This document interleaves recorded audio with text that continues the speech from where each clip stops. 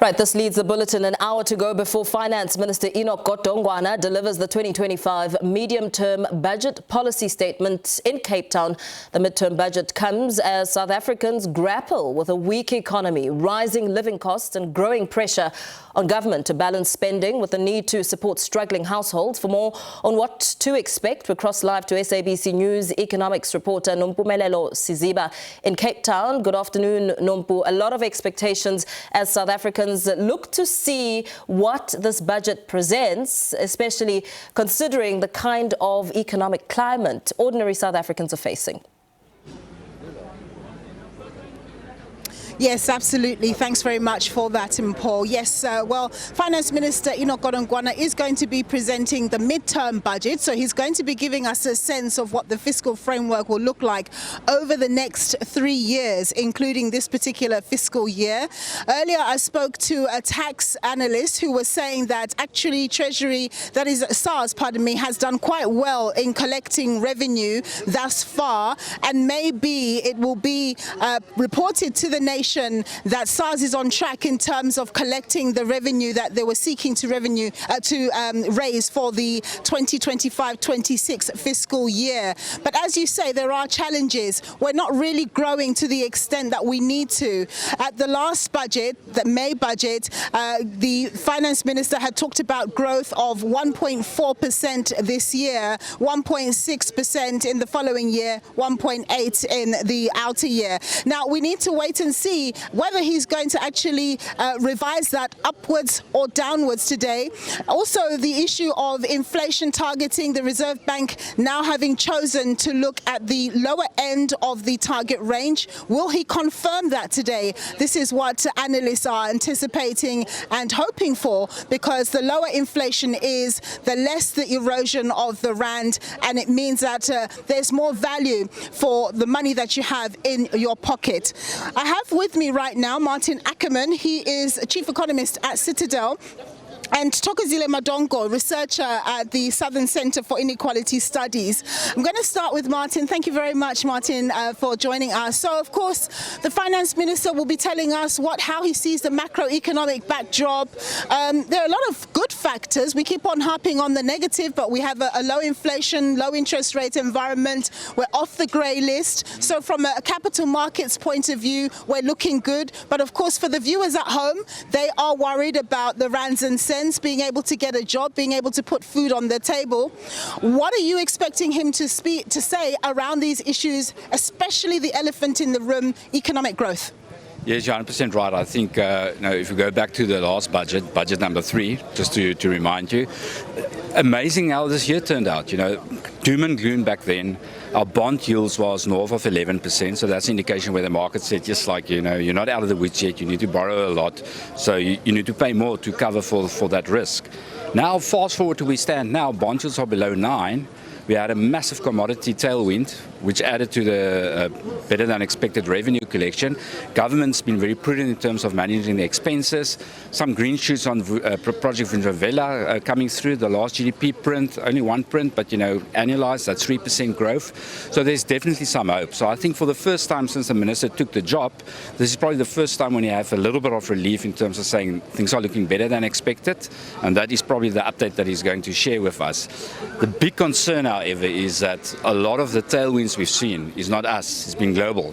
It's actually President Trump that scrapped subsidies on electric vehicles, off went the platinum price. All his spending, concerns about the dollar, off went the gold price. And we, as one of the big exporters of both those, are now sitting with the benefit of that. So we know that those things can change quite rapidly. So what we would like to see from the minister today is to say how prudent are they to continue with the spending plans or expenses on their side, and what are we doing? Are we fast enough in terms of policy reform to actually get economic growth even stronger? So that's what we're looking for today.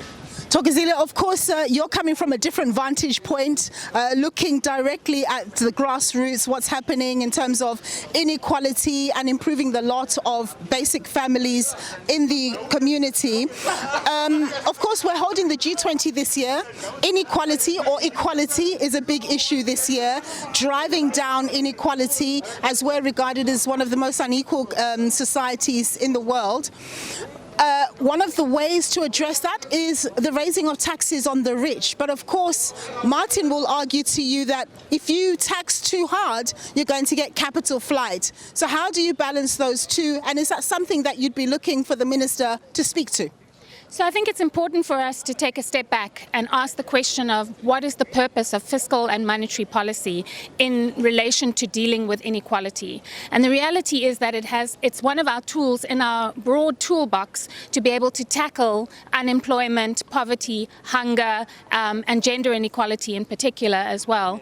So the question then is, if we're going to think about the role that fiscal and monetary policy can play, we need to move away, and Treasury has even argued this themselves in the last year medium-term budget policy statement, that a fiscal consolidation or a constrictive policy has not been enabling for growth or for tackling inequality and poverty and hunger in the country. And so what we need to see happen is a revenue-raising policy that talks about redistribution. And part of that redistribution is taxing high net worth individuals' wealth.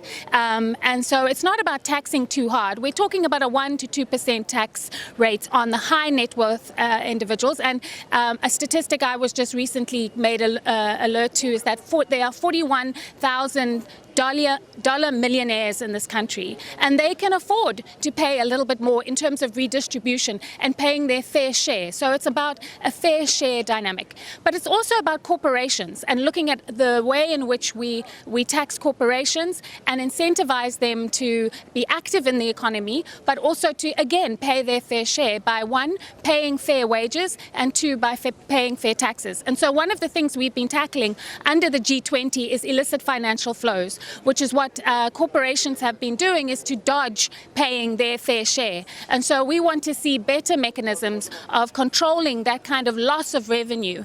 And we're very excited to see that the South African Revenue Service takes illicit financial flows very seriously. And they have argued, give us the money, we will tax them at source. We will be able to get the money. And as Martin is showing, and as you've mentioned, that SARS is able to recoup the money if we invest in SARS. So they are worth investing in terms of making sure we have the necessary revenue to then pay for schools, hospitals, clinics, housing, public transport, those kinds of things. Thank you, both of you. Hopefully the National Treasury is listening to these insights coming from Martin Ackerman and Thokozile Madonko.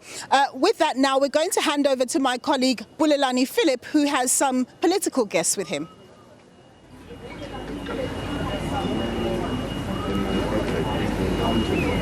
All right, thank you so much, Nompu. Good afternoon to the viewers at home as well. Of course, a lot of anticipation ahead of this medium-term budget policy statement of 2025. The Finance Minister, of course, is going to be having to strike a right balance in order to please political parties. And now joining me is UAT President, Dr. Wanda Mahlatsi. I know you've always been critical in the past. Do you expect anything different that the Minister will do today? No, thank you very much. We have two questions, and those two questions are, will the midterm budget policy statement, how will it support the government economic policy? And the second question, who will benefit out of it? Now, this is on the backdrop of the two new policies. The first one is the ANC 10-point plan and the leaked government growth and inclusion strategy. Now, one will remember that at the current moment, we have a problem with infrastructure.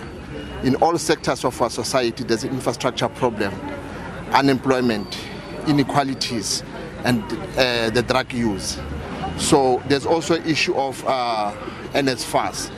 You'll understand that we're living in the government where the society is more ambitious than the government. And the decline of NSFAS is a proof of that. Our children don't have they don't have accommodation, they don't have food in the universities. I know one of the issues that you're quite fond of is the issue of equitable economic redistribution. If you were in the minister's shoes, what proposals would you be putting on the table? No, thank you very much. Anticipation is then be whether this will address in the industrialization, whether this will address the support of new emerging farmers. I'm talking this because currently we find that there's a net import on food that we previously had a net export. A clear indication that we are a nation that in future won't be able to feed its own nation. Now, those are the issues that I'll be looking at, the issues of food security, and ensure that we are stable. But if they can implement the so-called gain, I'm very much sure this is going towards the direction of private sector, and we are against that. All right, thank you so much, Dr. Wanda Mahlatsi, the president of the UAT. For more reaction now and expectations, we now cross to Heloise Jordan from the Freedom Front Plus. Of course, as a Freedom Front Plus, I'm sure you're having a lot of expectation, particularly around the issues of economic growth and the issue of fiscal discipline. Yes, of course we do. First of all, we hope to see that the inflation target will be set. And then also it's very important to keep in mind that the Treasury or the Minister can set fiscal discipline as one of their targets, as one of their goals that they want to see, but it comes down to departments, it comes down to municipalities when it comes to fiscal discipline, it comes down to those who are actually spending the money. So we'd also like to see that there is stricter measures imposed on national, provincial departments as well as on local municipalities when it comes to fiscal discipline, when it comes to actually spending the money and spending the money on the right priorities, and that's one of our very biggest expectations. Now, this mini-budget comes in the context of the Madlanga Commission being held, as well as here in Parliament, the ad hoc committee. Now, the crime-fighting agencies are saying that they don't have enough money to actually, implement fighting strategies around organized crime. I'm sure you'd expect that the minister would make additional allocations to perhaps maybe the DPCI, as well as the NPA, as well as IDEC, amongst others. Exactly. I don't think there's enough money for anyone, but I think crime-fighting bodies especially need more funding. We hope to see that with the increased tax revenue that's been collected, we hope to see that certain key priorities will be better funded, and we hope to see that, especially in the light, as you mentioned, in the light of what we've seen now with regards to the problems in the police service, in the justice cluster at large, that there will be more funding, better discipline within those structures, so we can at the end of the day see that crime is being fought properly in South Africa. We're obviously also looking at better trade deals, particularly with our main trading partner, the US. Of course, the relations are still frosty.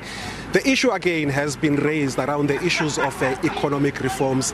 Have we moved fast enough in terms of implementing these economic reforms?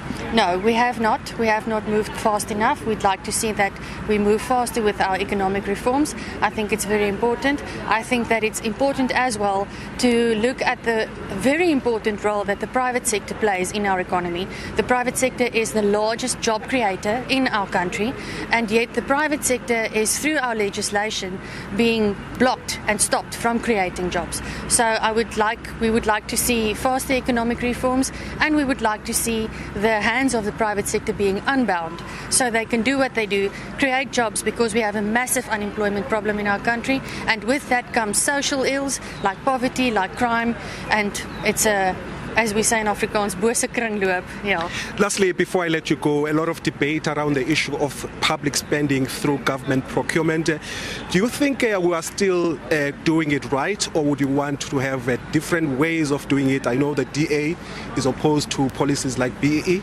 As the Freedom Front Plus, in that space, what would you like to happen? Specifically in the space of BEE, the Freedom Front Plus has always said we should look at merit-based appointments, merit-based awarding of contracts, etc. Give it to the person who can do the job, irrespective of race. Give it to the person who can do the job, then we know the job will be done, and that will again lead to economic growth, job creation, etc. But does that not impede redress?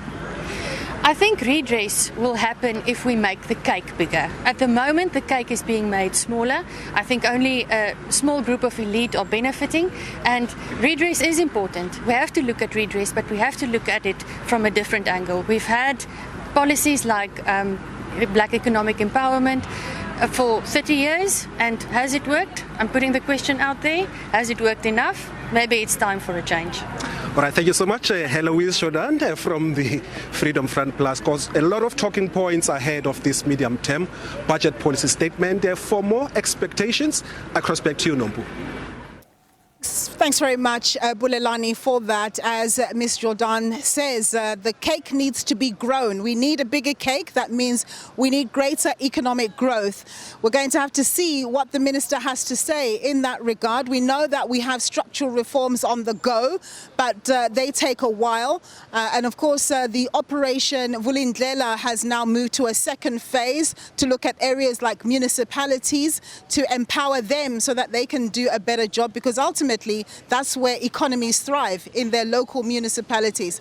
So with that, we're going to take it back to studio, and we'll have more for you, of course, at 2 o'clock. Finance Minister Enoch Godongwana expected to speak. Absolutely. Thank you very much, Nompumelelo, Siziba, as well as Bulelani Phillips, giving us some of the build-up ahead of the 2025 medium-term budget policy statement in Cape Town.